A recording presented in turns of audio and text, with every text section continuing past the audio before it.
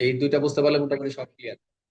এখন দেখবো প্যানেল কোডে 108 দাতা, 108 প্যানেল কোডে 108 উস্কানি দাতা বা প্ররোচনা দানকারী, অ্যাবিউটর। সরাসরি আমি যেটা বললাম আপনাদের সূচিতে যেটা বলছিলাম, এখানে এখানে একজন দেখতেই পাচ্ছেন, এখানে তিনটা ছবি দেখতে পাচ্ছে। এখানে প্রথম ছবিটা হচ্ছে অ্যাবিউটর, উনি হচ্ছে উস্কানি দাতা। ওনাকে বলল যে এখানে তাকে বলছে তুমি এই বাসায় যা তুমি চুরি করে নিয়ে আসো। এই ক ক বললো, ক উস্কানি দাতা বা প্ররোচনাদানকে বললো, খকে বললো তুমি এই বাসা থেকে যে চুরি করো। সে কিন্তু যা চুরি করে নিয়ে আসছে, দেখেন তাই করছে, অন্য কিছু না। এখন সে যদি উস্কানি দাতা যদি বলে, অর্থাৎ প্ররোচনা দানকারী বা উস্কানিদাতা হলেন যিনি অন্যকে অপরাধ করতে পরিচিত করেন, এখানে এই ছবিতে দেখতে পাচ্ছেন।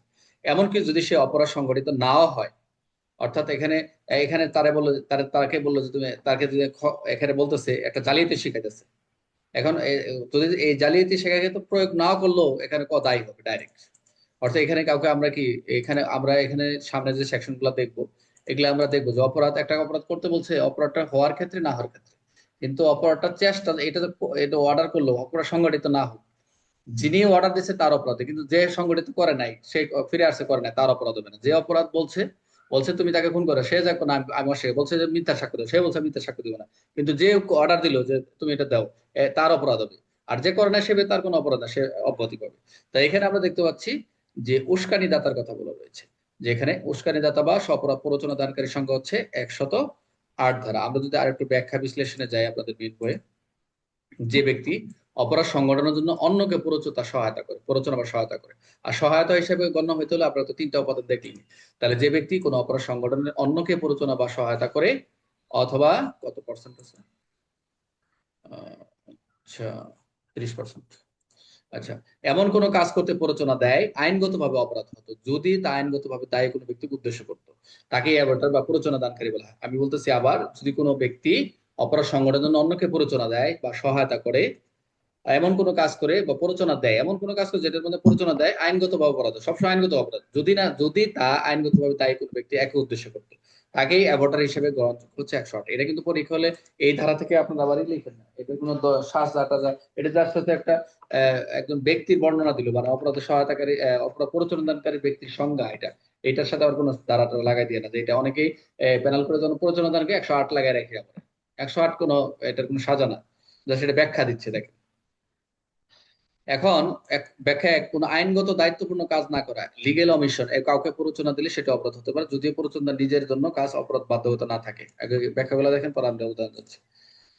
আপনারা মেন বইয়ে দেখবেন, মেন বইয়ে দেখবেন এরকম ব্যাখ্যাগুলো দেওয়া আছে। কোন কাজ আইনগত দায়িত্বপূর্ণ কাজ না করা, আইনগত, আমি কিন্তু বলছি যে আইনগত দায়িত্বপূর্ণ কাজ, ইলিগেল অমিশন থাকে, সেটাও কিন্তু কাউকে প্ররোচনা দিলেও সেটা অপরাধ হতে পারে, যদি প্ররোচনা নিজেও সে কাজ করে বাধ্যকতা না থাকে।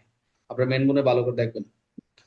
প্ররোচনা অপরাধ হওয়ার জন্য, ব্যাখ্যা 2, প্ররোচনার অপরাধ হওয়ার জন্য অপরাধটি অবশ্য বাস্তবে সংঘটিত হওয়া বাধ্যতামূলক। মনোযোগ মনোযোগ দেন, এই অপরাধটা বাস্তবে সংঘটিত হওয়া বাধ্যতামূলক নয়, তবে অপরাধের ফলাফল ঘটাও প্রয়োজন নাই। দেখেন কত সুন্দর করার কথা বলছে।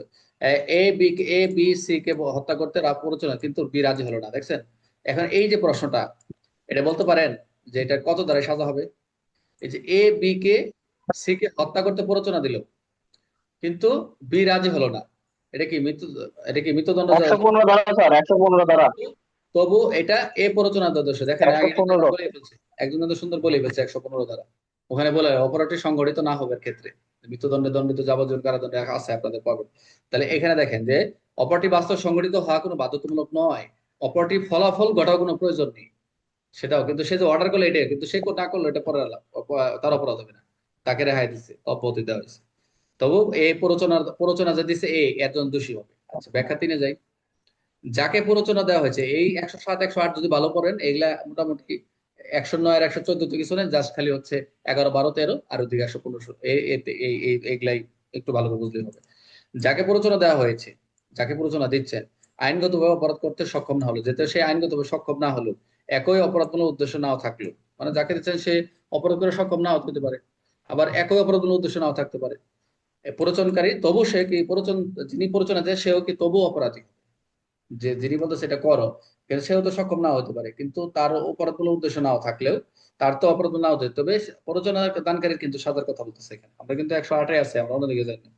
উদাহরণ, কোন শিশু পাগল ব্যক্তিকে অপরাধ করতে প্ররোচনা দেওয়া, প্ররোচনকে দায়ী হবে। একজন শিশুকে বললো, একটা পাগল রে বললো যেটা এটা করে দাও, এই যে আমরা অনেক সময় দেখি শিশুকে একটা বম ধরাই দিল, দিয়ে বলে এটা হেঁটে যাও, কোথাও যায় এটা ব্লাস্ট হলো, এরকম। তো এই যে যিনি প্ররোচনা দানকারী যিনি দিল তার অবশ্যই দায়ী হবে। এখন ব্যাখ্যা চায়, প্ররোচনা নিজে একটি অপরাধ। বলতেছে কত সুন্দর, প্ররোচনা নিজেই একটি অপরাধ। তাই প্ররোচনা প্ররোচনা প্ররোচনার প্ররোচনা বলছেন অ্যাবেটমেন্ট অফ অ্যাবেটমেন্ট এ করা অপরাধ। পরে প্ররোচনা যদি দিচ্ছে এটাও একটা অপরাধ। তাহলে প্ররোচনা নিজেও একটা যেহেতু অপরাধ, তাই প্ররোচনার অ্যাবেটমেন্ট অফ অ্যাবেটমেন্ট করাটাও অপরাধ। যেমন এ বি কে প্ররোচনা দিল, এখন বি সি কে হত্যা করতে প্ররোচনা দিল। দেখেন, এ দিছে একজন রে, আবার ও দিছে আরেকজন রে, এখন সি হত্যা করলো। বুঝতে পারছেন জুবাইর? যেমন আমি দিলাম রূপঙ্করে, আবার রূপঙ্কর বলে জুবাইরে দিল, ওর বুঝলেন জুবাইর যায় স্যার? মারলাম। প্ররোচনার প্ররোচনাও একটা অপরাধ। আচ্ছা, তাহলে এক্ষেত্রে এ বি উভয় দায়ী হবে। তাহলে কি হবে? এ বি দুইজনে দায়ী হবে, তাই নাকি? এখন ব্যাখ্যা 5, ষড়যন্ত্র ক্ষেত্রে প্ররোচনা সরাসরি অপরের সাথে পরিকল্পনা করা বাধ্যতামূলক নয়। আমরা যে পড়লাম পরিকল্পনা, ষড়যন্ত্র, এই যে সহায়তা, এখানে বলতেছে ষড়যন্ত্রের ক্ষেত্রে, এই যে ষড়যন্ত্রের একটা এক্সপ্লেন দিল যে প্ররোচনা দানকারীর সরাসরি অপরাধের সাথে পরিকল্পনা করা বাধ্যতামূলক নয়। যদি সেই ষড়যন্ত্র যুক্ত থাকে যার মাধ্যমে অপরাধ সংঘটে, তাহলে যথেষ্ট হবে। আই রিপিট, সরাসরি অপরাধের সাথে পরিকল্পনা করা বাধ্যতামূলক নয় বললো, যদি সেই সরাসরি ষড়যন্ত্রের সাথে যুক্ত থাকে যার মাধ্যমে অপরাধ সংঘটিত হয়, সেটাই যথেষ্ট। 108-এ কিন্তু এই 5টা ব্যাখ্যা আপনারা দেখলেন। তাহলে আমরা যেটা দেখলাম, এটা মনে হয় আবার আসছে মোটামুটি ব্যাখ্যা দুই। হ্যাঁ, এগুলা ডাবল হয়েছে, এগুলো আমরা তো দরকার নেই, আমরা একটু ওইদিকে যাবো। ওইদিকে একটু লাইনে থাকেন সবাই।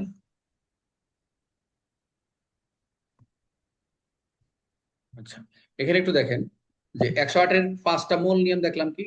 প্রথম হচ্ছে ইলিগেল অমিশন, প্ররোচনা অপরাধ। অপরাধ সংগঠিত হওয়া জরুরি নয়, এটা একটা অপরাধ সংগঠিত জরুরি নয়। শিশু উন্মত প্ররোচনা দিল, সেটা অপরাধ।